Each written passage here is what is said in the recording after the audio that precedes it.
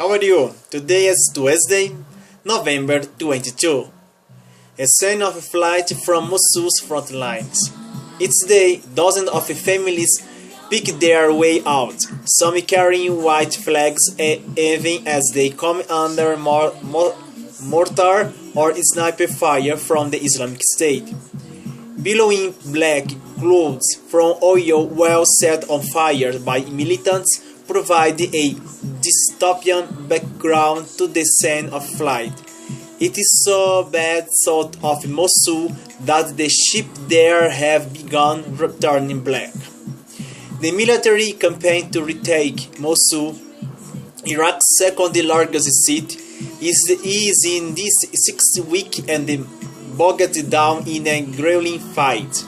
Seeking to escape the fight, more civilians than ever are taking the risk of evacuation, hoping to find help if they can make it past the militants' gun range. The numbers they are one story.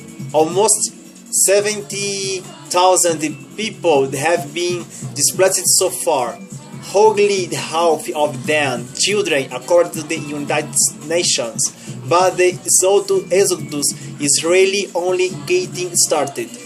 There could be 1 million more people still in Mosul, mostly clustered on the west of the Tigris River, where the fighting has not reached. For those who have been able to reach the aid camps miles outside the cities, there have been an initial glimpse of hope and relief. Some, like these displaced Iraqis at the Kanzab camp outside Mosul, find that aid workers and soldiers are quick to offer food, helping out cooks or Iraq's traditional diamond-shaped bread. But it is a particularly hazardous journey for military-aged men, fearing that Islamic State fighters will try to escape by position as civilians. The Iraq's forces are separating men from their families for questioning. In past offensive, the process proved ripe for abuse. That word of an unarmed informant can be enough to send a man to prison, leaving countless families wondering what happened to their husbands and sons. These men were questioned by Iraq's intelligence officers outside Qayyara, south of Mosul.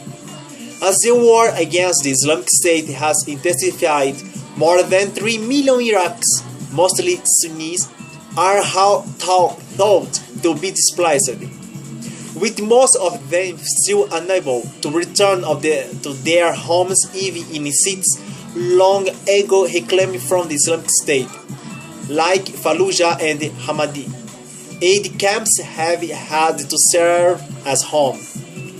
Amid the warriors, there are still touching scenes of reunions at the camps, as family members who had left 2 years ago are brought together with the loved ones who had stayed behind until now, like this group of the relatives at the Kazer camp.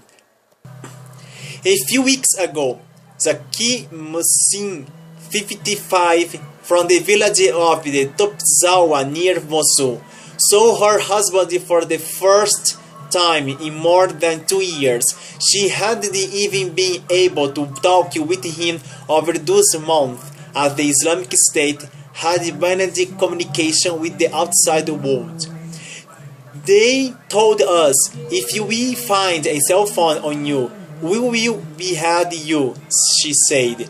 But just as often, there is more separation. Families cut off from one another amid the chaos of a battle.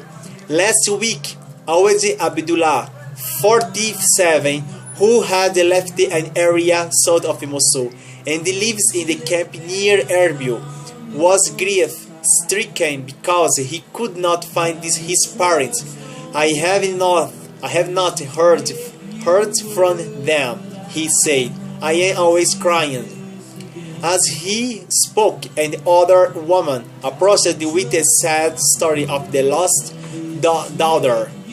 "Nobody knows where she is," she said.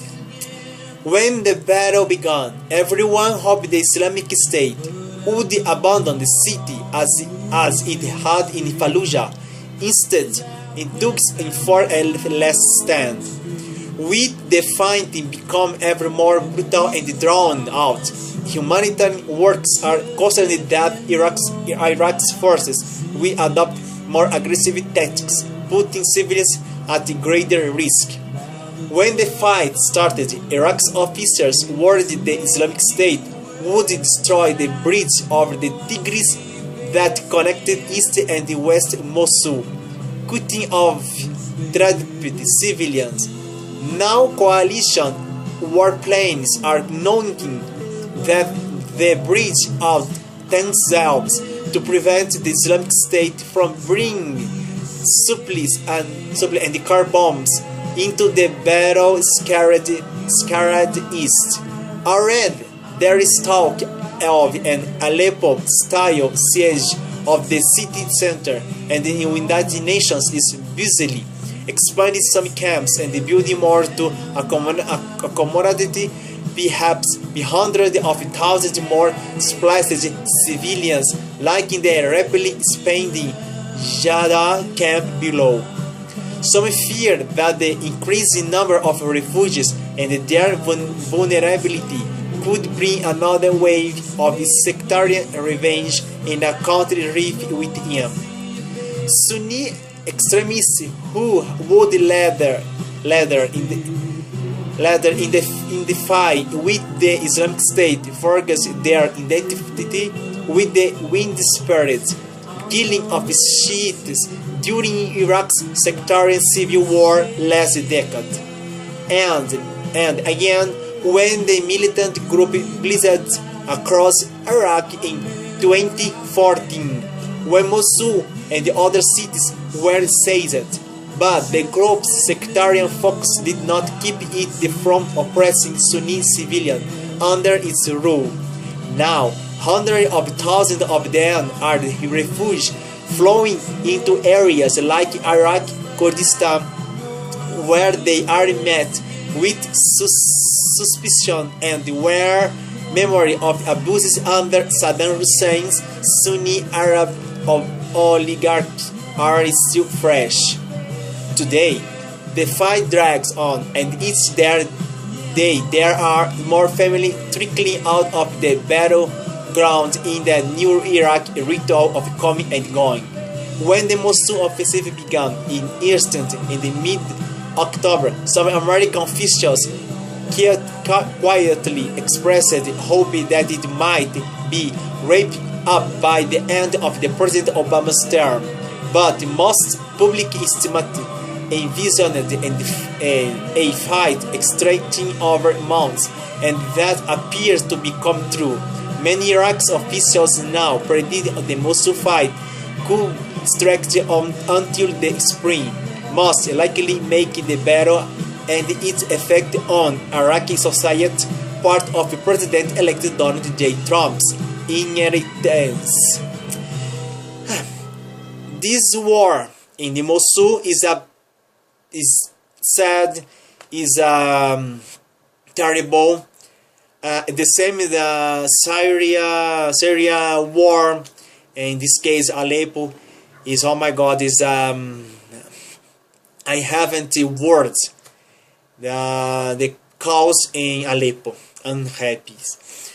But I hope the human race change your mind about this war. War only destroyer, not building anything, is my opinion. War is war. Peace is peace. I hope this case, Mosul, this terrible war, ends already in this at moment, if possible, no. We can to wait, No? Thank you very much to watch my video. If you want to learn English or only the conversation class, come here in Classe Particular Idiomas or by Skype. Comment my videos, please. Share my videos. Give him like on my page on Facebook, my channel on YouTube. Okay, there are my contacts. Thank you very much. See you tomorrow. Bye. Good Tuesday.